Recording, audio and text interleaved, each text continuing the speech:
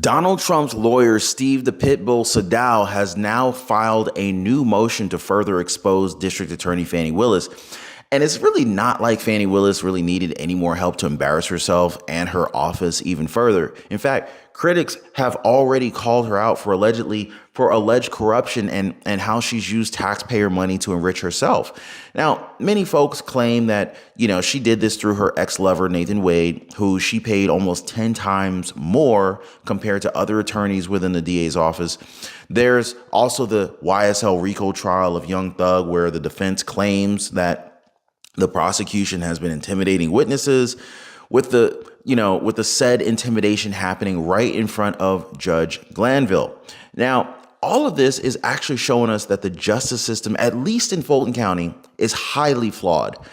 It's really at a point where it kind of favors those who are in power. And if you go against this narrative, well, you're going to be sent to jail. I mean, just ask Brian Steele, because this almost happened to the defense attorney in Young Thug's case, Brian Steele, who challenged this judge because he found out about this secret, undercover, behind closed doors meeting between the DA's office and Judge Earl Glanville in his chambers, as he says. Met together.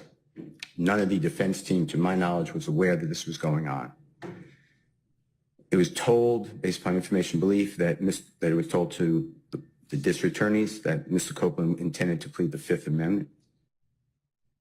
Then I was told, based upon information belief, that Adrian Love, the lawyer for Mr. Copeland, and this court were together, and Ms. Love made representations that John Melnick supposedly spoke with some attorneys for the accused and wrote an email to Ms. Love, to Adrian Love, stating that Mr. Melnick does not represent the witness, and that Mr. Melnick wrote an email saying F you, and then somehow that email was CC'd to me. That never... Mr. Steele, can I interrupt you just a second? I'm kind of disturbed because that's ex parte. All that was an ex parte conversation. How did you find out about any of that? Well, I'm disturbed too. And the reason I'm asking you a question. How did you find out about it? Remember how you guys got after this meeting was leaked? I mean, the judge, he stood up, he lost it. Ex parte communications that we have a constitutional right to be present for. So I understand that you're upset towards me, but I don't know what I did. Mr. Steele, I still want to know, how did you come upon this information? Who told you? What I want to know is, why wasn't I there? Why? Sir, I'm going to hold you in contempt if you don't tell me who tell me who this information was coming from. I don't want to be held in contempt. Well, I'm not answering that question. That's attorney-client privilege information. I am not attorney-client privilege. Unless you were in my chambers, that's the only way you can figure out. I tell you what, I'm going to give you 5 minutes. If you don't tell me if you don't tell me who it is, I'm going to put you in, I'm going to put you in contempt, because that is not attorney-client privilege. Attorney work product privilege. I am not. How did you get that information supposedly from my chambers? Did somebody tell you? I'm not. You should have told me. You got 5 minutes. Well, I don't need it. I want to continue. The judge stood up, started yelling at the defense attorney instead of admitting to this illegal act. Now, we got Ashleigh Merchant showing up in court to teach the judge a lesson about how civil and how criminal contempt works. Apparently, the judge didn't know.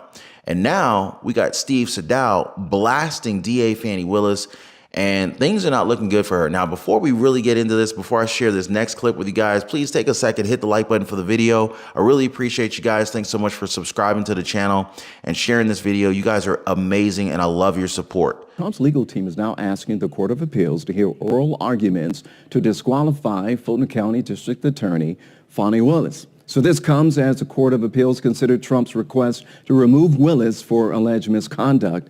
Superior Court Judge Scott McAfee previously ruled that Willis could actually stay on the case. Well, according to statistics, and this puts it into perspective, the court has only granted oral argument cases 32% to 41% of the time since 2019.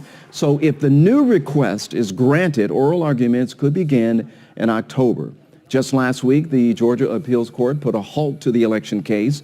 It adds that no Superior Court proceedings can be held until the Appeals Court decides whether or not Judge Scott McAfee's disqualification ruling can stand.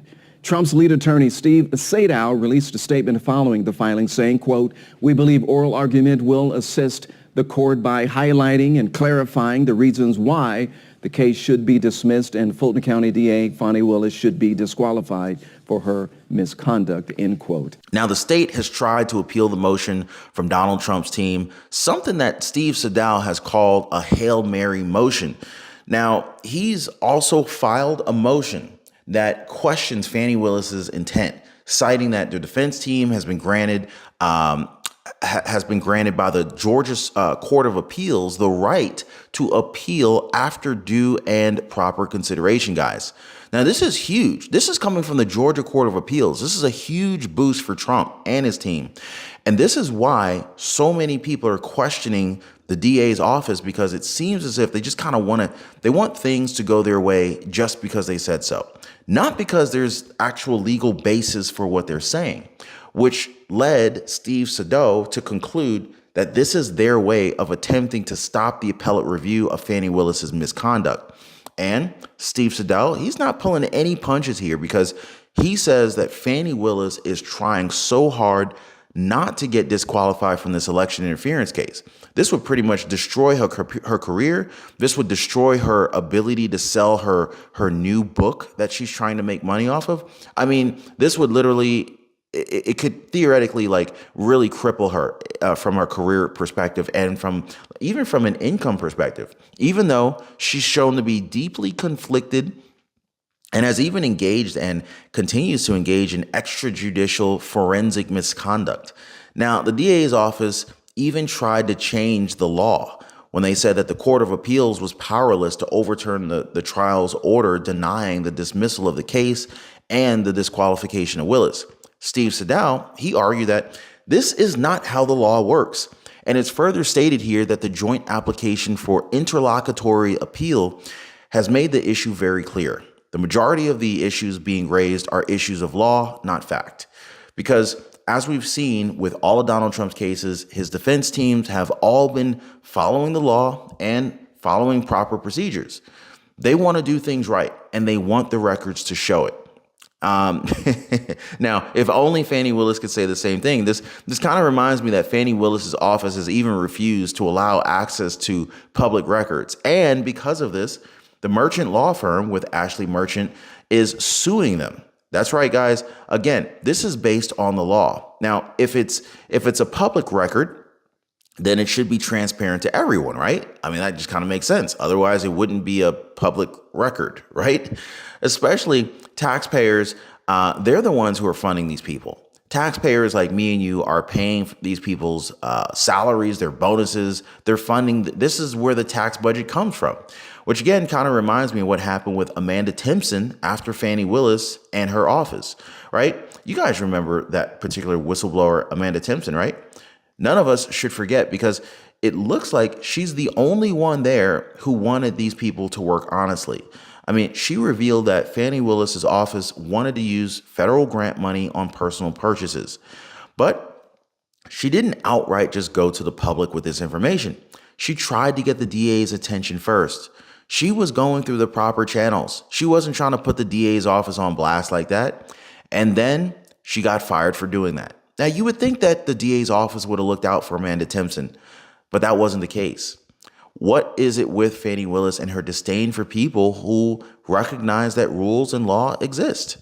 But going back to this motion from Steve Sadow, it says that the state is focused on a clearly erroneous standard. This is in relation to how they want to focus on factual findings compared to what's written in the law. He adds that this is a calculated, disingenuous attempt to mislead the court for the obvious purpose of preventing interlocutory appellate review of the DA's misconduct.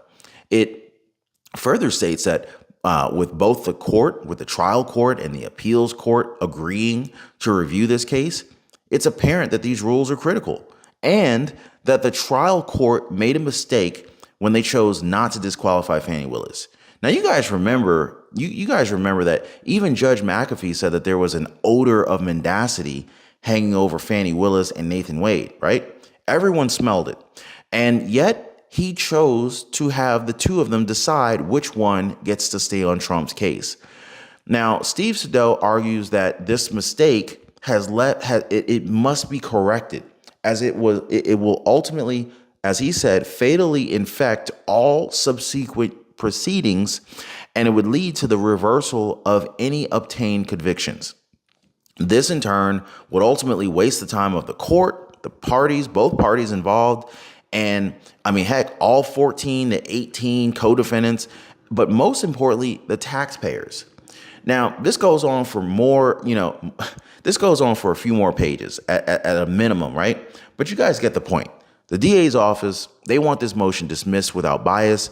Now, like I said, time and time again, Donald Trump's team, they're going through the proper procedures. So there's really not much that Fani Willis or really anybody else can do at this point but to dismiss this motion, which this is kind of similar to what her team is trying to do with the Young Thug RICO trial, where the judge is seemingly helping the DA's office.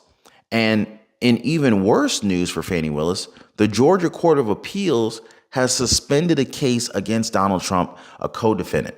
Now, just recently, the appeals court overturned Judge Scott McAfee's initial ruling in the case against former Coffee County elections director Misty Hampton. Willis initially planned to proceed with the prosecution of 6 of Donald Trump's co-defendants, those who were not party to the motion to remove her from Donald Trump's election interference case. Now, I think it's pretty clear that Fani Willis is on a losing streak with both Steve Sadow and Ashleigh Merchant, just kind of embarrassing herself left and right? But I actually did a previous video where I talked about the situation between Ashleigh Merchant and Fani Willis in more detail. It's related to what I said earlier about, public documents and how the DA's office is trying to withhold it from the public. Make sure you guys check that video out. I'll leave a link for it like right here or something like that. Maybe even in the description down below. Be sure to check that video out, as you guys are you're not gonna believe what Fani Willis's own attorneys are saying in court. Guys, they're letting it out. Anyway, cat's out of the bag now. Before I go, I just want to thank y'all so much for hitting the like button. Thank you for supporting the channel. Thank you for subscribing and sharing the video. You guys are amazing, and I'll see you on the next one.